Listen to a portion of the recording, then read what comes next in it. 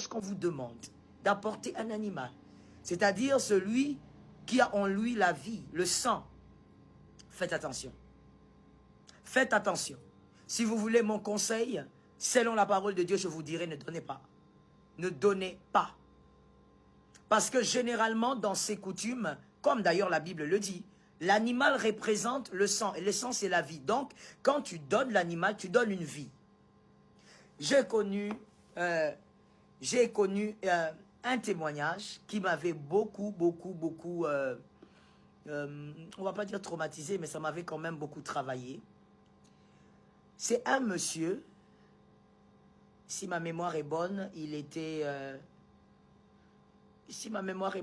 béninois. Il était béninois. Et il était père de 2 garçons. Il avait perdu sa femme très tôt.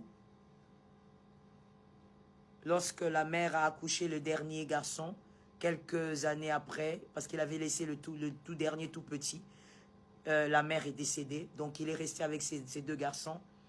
Et donc il travaillait, il était en ville. Et un jour, il apprend que sa mère est décédée. Alors il décide d'aller, parce que c'est passé au village. Il décide d'aller dans le village donc de sa mère pour enterrer sa maman. Que quelqu'un me dise le sang de Jésus. Que quelqu'un le déclare avec autorité et force. Le sang de Jésus.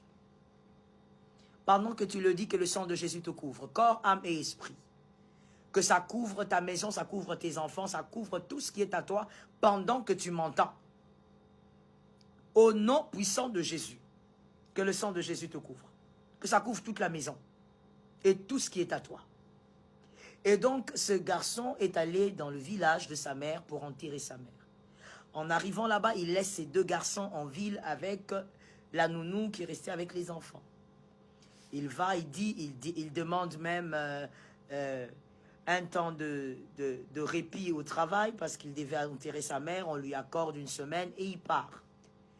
Et quand il arrive là, il y a le deuil et tout ça, et tout ce qui va avec. Et puis bon, c'est lui le garçon aussi qui s'est un peu retrouvé dans la famille. Donc, celui qui supporte un peu le deuil et qui achète ci et ça. Et voilà, ça se passe bien.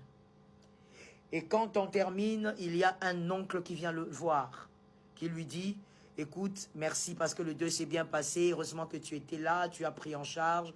Et tout ça, il dit, mais c'est ma mère, c'est logique. Il dit, en tout cas, vraiment, nous sommes contents de toi et nous savons que tu vas bien. Est-ce que les enfants vont bien? Oui, oui, oui, tout va bien. Que quelqu'un m'entende très bien.